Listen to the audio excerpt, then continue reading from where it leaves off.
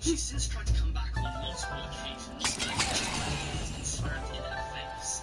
And it is the channel career is over, gaining about 3,000 subscribers, but the population of being much more comments than herself. So just a kind of introduce you to the fitness that you have to be to be on YouTube. Your account will be deleted. It's the channel, this channel will be erased from the user.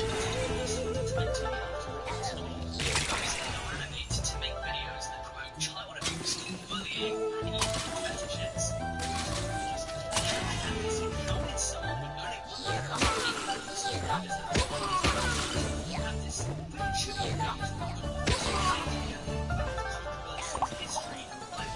And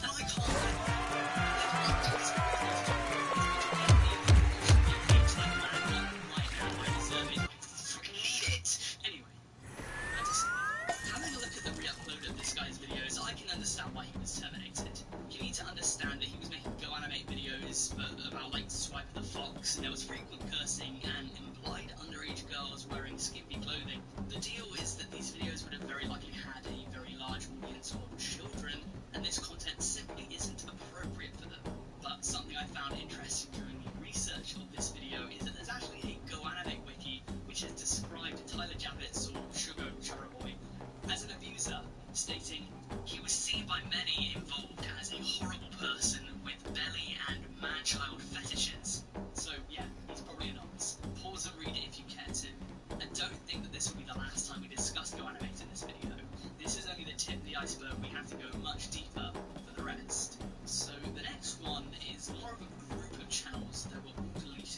the same time, and for good reason. They are incredibly awful, the worst of the worst. It's almost hard to fathom how much of a villain you have to be to think that this would be an acceptable way of behaving.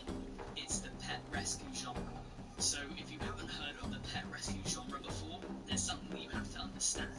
Some people care more for attention, YouTube success and money than they do for defenseless animals. While on the surface these channels might seem very noble or wholesome, as we've seen on YouTube time and time and time again, often an entire genre has more than meets the eye. We saw it with family channels that exploit children for views, it happened with prank channels that depict content, it happened with primitive building channels for the same reason, but the reason that YouTube deleted a ton of pet rescue channels was that they weren't actually saving these pets, they were putting them in danger. You see, the premise of these channels were usually that there was an injured puppy or kitten, and someone would record themselves saving it from a situation and getting it back to full health. But unless the videos are user submitted, or the channel belongs to a company like the RSPCA, which deals with this kind of situation every day, you cannot make a pet rescue channel, because you just wouldn't run into injured puppies and kittens every day. So what did these guys do? They injured them themselves.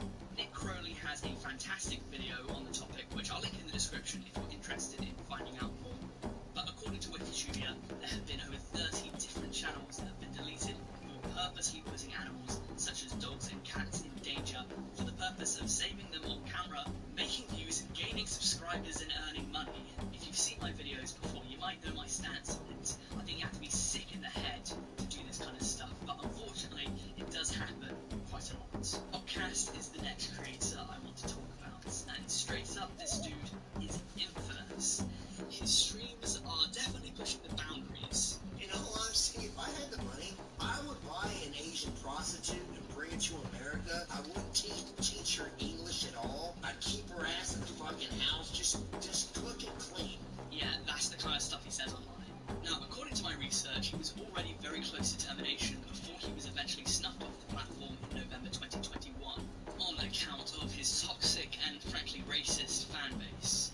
But something would soon happen after to put the final nail in the coffin, and that was that he was apparently going to purchase Discord to get rid of all of the trolls, and then, and I quote, "After unmodding one of his mods, he failed to realise that the moderator had channel permissions, and the moderator took revenge by changing his channel profile picture to an asshole and uploaded the 2019 New Zealand mosque shooting, getting the channel permanently banned." Looking on YouTube, this guy did seem to have a very big cult following, but I guess that doesn't matter anymore because his channel is now lost to the earth, never to be revived. This is an interesting story. If you haven't heard of Dolly Flesh before, it's about to open up a big can of worms. So, Dolly Flesh was a stop-motion animator on YouTube and has been dubbed the internet's most disturbed animator. So, what did he do that was that disturbed? Well, a lot of his art seems to be depictions of what many people thought were his fantasies, many of these being very graphic and violent. Much of his work included actions such as dismemberment, cannibalism, sexual assault, and even animal abuse, but not done in a way that might evoke subtlety, not that they're used in a large narrative, in a way that glamorized them. And many people think that these are what he wanted to do, these were his fantasies. It was clear to see that he'd love to see the and speaking of torture, in 2021, Dolly Flesh was arrested for torturing and murdering pet hamsters, the method of which is extremely disturbing, so less said on that to prevent it. Eventually, he was brought to the attention of Susan and the actual team, who decided that this uncanny race was something that planners keeping them all of the channels in this world to amazing photos to example the next century. One of the most controversial figures in this video, Richard Spencer, is the subject of this story. Richard should have 3,000 subscribers on YouTube when he was terminated in June 2020. And while you might not know his channel, I'm sure you're aware of his work. And if you don't know what I mean, let me explain. While his name might not be that well known, he was one of the figureheads of the 2017 Charlottesville Unite the Right rally, a rally attended by white supremacists, neo-Nazis, and white nationalists.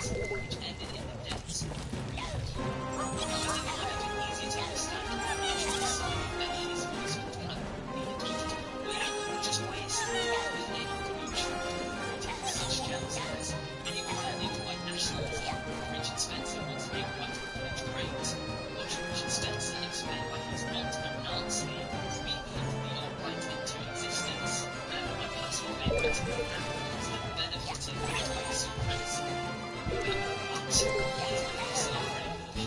again, he was a big figurehead in many of the biggest wars of the past 5 years. It kind of makes sense that his speaking of first shoots, I really don't know where to begin on this one.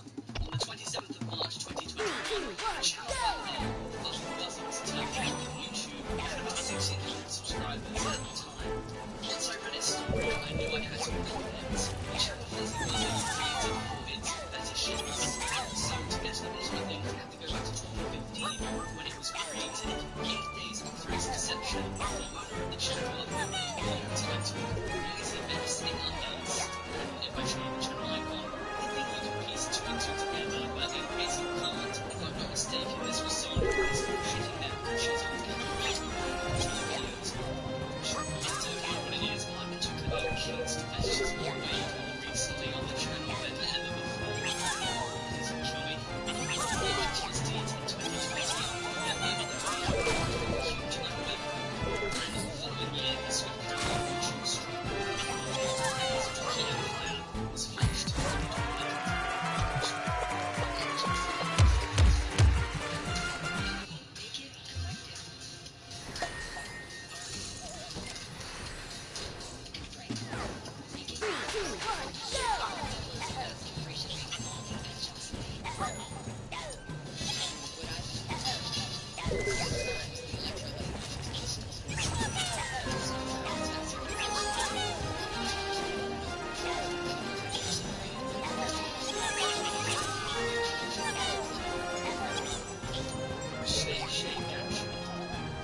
This video is something else. So even if Shake Action is, or once was one of the channels, later the channel saying something like state for one, cancer and Tourette's, saying they don't exist. She then uploaded videos of her beating up cancer patients and Tourette's in reaction. And of everything she's known for, this is probably the least bad. Trust me, it gets worse from here. It was the same year, 2022, when she started to gain attention online, because after YouTuber Jacksepticeye's father passed away, she made videos mocking the deceased from the bereavement, insulting Septiceye as a late father. Which videos launches Shake Action gained 1,000 subscribers. This was because she then put them on Google Maps with MAPs and everything over the app. So it's a good thing. And if you don't know what an MAP is, it stands for a unique person. And she went on to support the app for years and was shortly to the apples. She was very angry. The world is that obscene. And it's like but in short, she was terminated for violating YouTube's guidelines. Nothing more said on the matter. This was a termination for the right reasons. So this next one, I really don't know how controversial this is going to be. I want to see your reaction to this story. This is the story of Natasha May. Just like the rest of you, she's just the tip of the iceberg of a much larger genre of YouTube video. So Natasha May was part of a genre of YouTube videos that has essentially been cold, and that genre is the breastfeeding niche. Now obviously people are going to have differing opinions on where and when new mothers can whip out the milk makers. I'm not going to touch that argument, but what about when it comes to not a new mother at all? So the deal is that it's going to be quite difficult to make content surrounding breastfeeding, because first of all, YouTube's guidelines surrounding nudity are quite enforced, but you can only do it for a maximum of 2 years per child, right? Well, apparently wrong, because despite most sources I've found online, such as the NHS and the American Academy of Pediatrics, stating that 6 months to about 2 years is the right time to stop breastfeeding, over the past 5 or so years, Natasha Mail and roughly 15 other channels have been terminated for breastfeeding older children. Breastfeeding my 9-year-old? Why? Inappropriate? And perhaps more worryingly, breastfeeding until 18 years? But you shouldn't worry too much, because these are both kind of clickbait. She says that she'll stop when it feels natural to stop, and that will probably be around the age of 8. Now, it's 2022. Of course, I'm not going to be the one to tell a woman what she can and can't do with her body. I'd surely get cancelled. That was a tough legal battle. Personally, 8 is way too old. I would not want to be known as that kid that sucked his mum's tits until year 3. Absolutely not. But I'm probably the least able person to answer this question because I was bottle fed as a baby anyway. YouTube has tried to come down on her content, but every few months she keeps coming back with new channels. Oh yeah, and I should also mention that this is a fetish thing for some people, because of course it is. If you search her name up, you'll find a bunch of playlists of women jugs exposed to the world. If you ask me, this is a bit of hullabaloo. So there's been a trend so far in this video that many members of the far right are recipients of YouTube's termination, and Baked Alaska is no different. He is an alt-right personality and white supremacist, and since we've already had one or two of these, I'll keep things brief. According to YouTubia, he was terminated for posting a video in which he didn't stop harassing shop owners after being asked to wear a mask in October 2020. This might just be the tip of the iceberg though, no pun intended, because only 2 months later, he'd be involved in the January 2021 Capitol attacks, using the online service DLive to live stream the event, because his YouTube channel had been terminated. 16,000 people tuned in to watch his version of the events.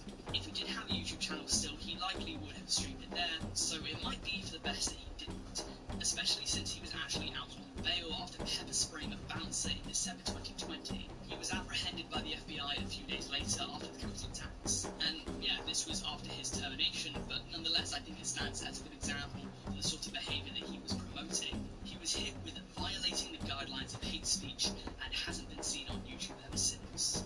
All 35,000 subscribers of his gone down the drain. Officer Poop 247, now let's see what we have here. So he's actually best known for being featured in one of Mr. Beast's videos dedicated to bad YouTube intros, but he actually garnered a modest YouTube following before his eventual termination, creating none other than Go Animate videos revolving around the kid's cartoon character and everyone's least favourite bold 5-year-old, Caillou. Now, despite the fact that anyone creating Caillou content should be immediately struck from YouTube servers, Officer Poop did last a little while, but on the 20th of May 2018, the YouTube gods would smite him after he breached community guidelines not once, not twice, but thrice, and his channel was soon no more. Oh yeah, the reason that the next channel was terminated is clear as day. If you've never heard of Eveline, let me tell you a little story. In May 2016, YouTube decided to exterminate her from the platform after it was very clear that her controversial misdeeds would never cease. So, what did she do then? Well, she was a straight-up Nazi. Like, there was no doubt about it. She made vlogs talking about how Hitler did nothing wrong, which was surprisingly common back then. She made a bunch of videos about how to recognize Jews, and perhaps most bizarrely, she sung Happy Birthday to Hitler on 420 instead of taking a dank bong rip. So if you're questioning if she had her priorities straight, now you know for sure. It goes without saying that this dangerous way of thinking would be snuffed out by YouTube, but it's kind of scary to think that 60,000 people liked her views and opinions enough to subscribe. So if you enjoyed this video, please subscribe and make sure I am beating this Nazi. Just make sure to hit that big red button. But if you're not convinced yet, let's go on with the rest of the video, and hopefully eventually you will be. And if you don't subscribe, the Nazis win. I can't believe I just did that. There's been a recent development in the creator that I'm going to talk about next. His name is Ghetto ASMR, and his channel was terminated in June 2021 at about 128,000 subscribers for a long list of reasons that he's since spoken about on Twitch. And that development was that as of last week, he was also banned off TikTok. What might be the reason for his bannings? Well, let me describe it to you like this. When you're a creator that has the same level of success and fame that Ghetto ASMR had, even if you look like a soggy fucking pancake, you're going to have a lot of people of the opposite sex, or maybe even same sex, DM you, slide into your DMs. And there have been a lot of creators over the years that have basically given up everything for a few moments of satisfaction. Ghetto ASMR was one of them. It's a tale as old as time online, and it's repeated itself once again. Apparently he uploaded an unlisted video and sent it to a fan.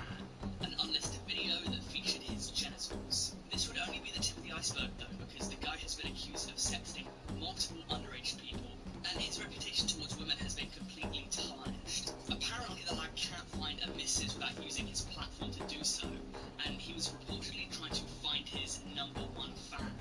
Now, many of the times that he DM'd fans or asked for their nudes was after his channel's deletion, but nonetheless, it's not like he became a sex pest overnight. He was obviously doing it before his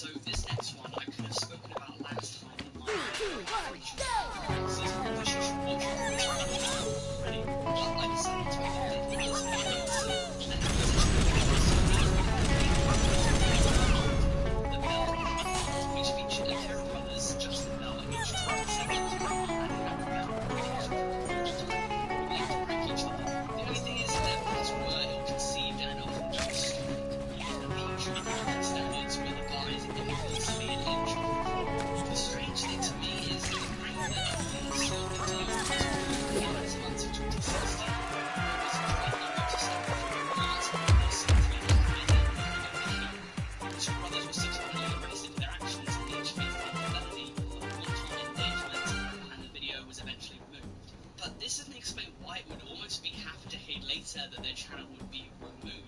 Either way it was, and the pair had to move to a new channel. So, audio listeners, you might want to divert your eyes to the screen right now. Let's just watch a clip right now. I'm not going to say anything, and wonder to ourselves why this channel might have been terminated from YouTube.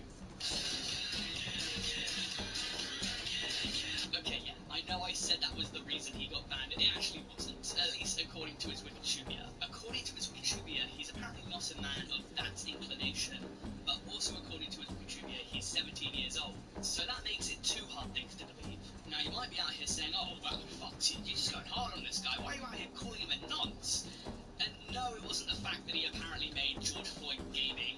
Now, this guy made a video titled, I Hate British People. Long-term viewers, you know, racism, homophobia, transphobia, classism, it is not a joke. Every year,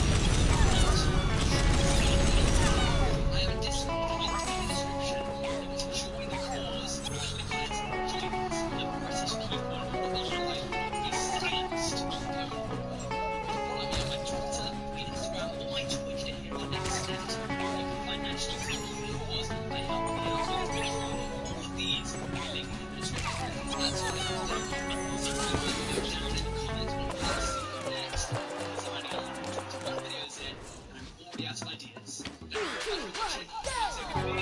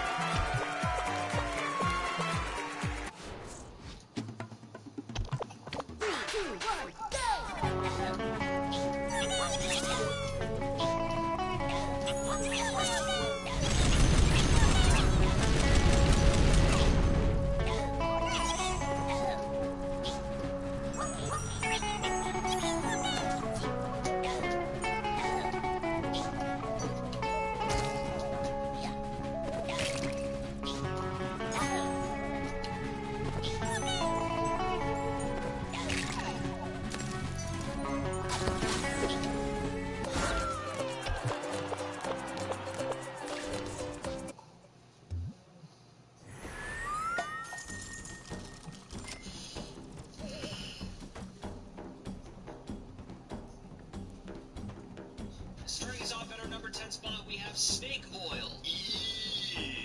Nowadays, the name snake oil salesman refers to someone who is knowingly selling fraudulent goods, but this title actually gets its roots from an actual occupation from back in the 1800s. Oil was extracted from Chinese water snakes, and due to this oil being rich in omega-3s, it was used to reduce inflammation, treat arthritis, and even bursitis. These oils were rubbed on workers' joints after a long and hard day of work, mostly workers who were working on the Transcontinental Railroad. But then came Clark Stanley, the rattlesnake king. Stanley claimed he studied with a hoppy medicine man who convinced Stanley of the incredible snake oil healing powers. He then took this newfound knowledge on the road and performed at Chicago's World Fair in 1893. His act consisted of him taking a rattlesnake out of a bag, cutting it open, and extracting the liquid and claiming it to be the medicinal snake oil. But the FDA later confirmed that there was no trace of real snake oil in his liquid at all. But that didn't stop dishonest doctors and other fraudulent salesmen from attempting to sell the fake snake oil. This then gave so much this is a bad name. Folks, if any of you need any supplements for joints or eyes, use any of the trusted omega-3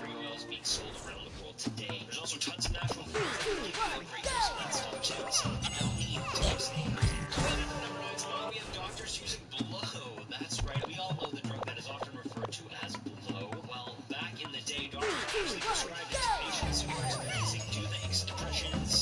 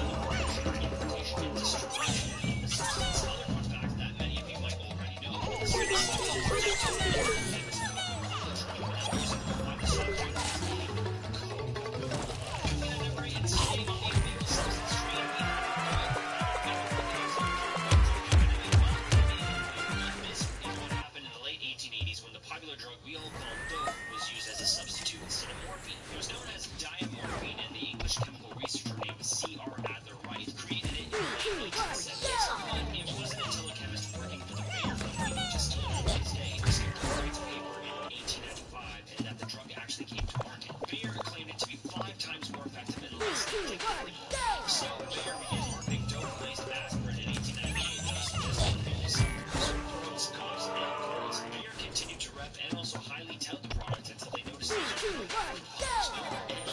Finally, in 1913, Bayer finally stopped production of the first together. Yeah, I think that was a good cut, but I couldn't imagine that the withdrawal problem many people probably I can't imagine. I know that's a long-term drug that is insanely tough to quit.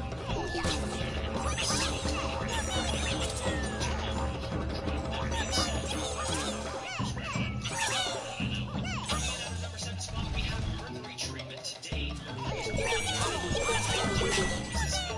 extremely harmful effects exposed in large amounts for however, this wasn't always the belief. Once upon a time, let's say as far back as the early 20th century, mercury was actually used as a diuretic, disinfectant, and even relaxant. I think we should get some overdose here back then. In fact, it was even used as a treatment for syphilis in some cases. What's really scary is that mercury was told to remove poisoning symptoms or syphilis symptoms themselves. So what would they do? They would give them more mercury while they were already mercury poisoned. Freaking.